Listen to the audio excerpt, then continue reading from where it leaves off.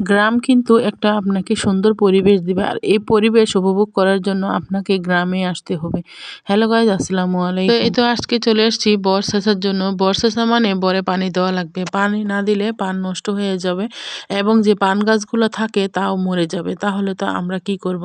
অনেকে বলে ব্যাংকে টাকা থাকা আর আমাদের বরে পান থাকা একই কথা। তো হঠাৎ করে দুঃখ হলো কি জানেন? ওই বরে পানি সেচতে এসে দেখি কি মাইটালে পানি নেই। মানে পুকুরেতেই পানি নেই, বরে পানি দিব কোত্থেকে? তো এখন আর বৃষ্টি হচ্ছে না, যার কারণে কোনো পুকুরেতেই পানি নেই যে বরগুলোতে পানি দিব। তো পানির অভাবে পান নষ্ট হয়ে যাচ্ছিল, তার জন্য আমরা বর সেচতে আসছি এই ঠান্ডার মধ্যে।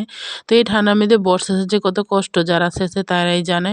অনেক মাইটালে পানি অনেক ঠান্ডা থাকে, তাও আমাদের সেচা লাগে। দেখেন আমাদের পানগুলো নষ্ট হয়ে যাচ্ছে, তার জন্য দুজনেই চলে আসছি বরে পানি দেওয়ার জন্য। তো এই তো আমরা দুজনেই পানি দিতেছিলাম আর আমি একটু ভিডিও করতেছিলাম। তো ফিতা পাইপ গুছানোর জন্য অনেক সময় লাগতেছিল, তো তার জন্য আমি আবার আগে চলে আসছিলাম, কারণ পানি চেঁচা হয়ে গেছে। ওই ফিতা পাইপ নিয়ে আসবে তখন আস্তে আস্তে। এটা আমার বাসুরের ছেলে, ওর সাথে আমি গল্প করতেছিলাম আর বলতেছিলাম যে এখন এই ঠান্ডার মধ্যে এই কচুরিপানা কেউ বলে বাতরাস, তাই কারা কি নামে বলেন একটু বলবেন কমেন্টে। আমি তো জানি না। তো এখানে বলে বাতরাজ, আর আমাদের এখানে বলে কচুরিপানা। তো এগুলাই কাটতেছিল আর আমি বলতেছিলাম যে ঠান্ডার মধ্যে কেন এগুলা তুমি খাওয়াবে গরুকে, গরু ঠান্ডা লাগবে না? তখন বলতেছিল কোথাও কোনো ঘাস নেই।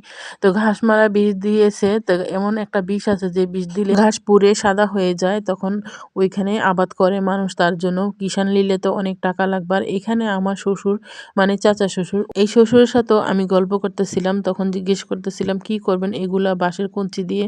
কেউ বলে বাঁশ, কেউ বলে কঞ্চি, মানে বাঁশের সামনে যেগুলা থাকে জিংলা, কেউ বলে কঞ্চি।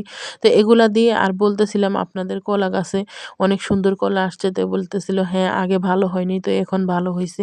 এগুলা গল্প করতেছিলাম আর বলতেছিলাম যে আপনি এই বাঁশের কঞ্চি দিয়ে কি করবেন? তখন বলতেছিল যে আগে কত এই বাঁশের কঞ্চি দিয়ে পান ক্ষেত ঠিক করছি, আর এখন এগুলো আর কেউ কিছু করে না। তার জন্য এখানে অনেকক্ষণ কথা বলে তারপর আমি আবার আমাদের এখানে চলে গেলাম। আমাদের এখানে আবার একটা সাজনা গাছ হয়েছে। তো সাজনা গাছে এই যে ফুল ফুটেছিল গেছে বছর যখন ঝড় আসছিল, তখন এই সাজনা গাছটা ভাঙিয়া পড়ে গেছিল। তার জন্য আবার নতুন করে আবার ডালপালা মেলছে। দেখেন অনেক সুন্দর হয়েছে, সাজনা গাছটা অনেক বড় হয়েছে। তো গেছেবার এই কলা গাছেও অনেক কলা ধরছিল। তো ওই সাজনা গাছে অনেক সাজনা ধরছিল, ওই সাজনাগুলো আমি বিক্রি করছিলাম অনেকগুলা সাজনা। আর এই কলা গাছে অনেক কলা ধরছিল। তো এইখানকার পান ভাঙা লাগে, তার জন্য কলা পাতা সব কেটে কলা গাছ সব নষ্ট হয়ে গেছে। আর দেখেন অনেক সুন্দর, বিলে এসে দেখি অনেক সুন্দর সর্ষা ফুল। তো সর্ষা ফুলগুলো হালকা হালকা বাতাসে দুলছিল, আমার খুবই ভালো লাগতেছিল।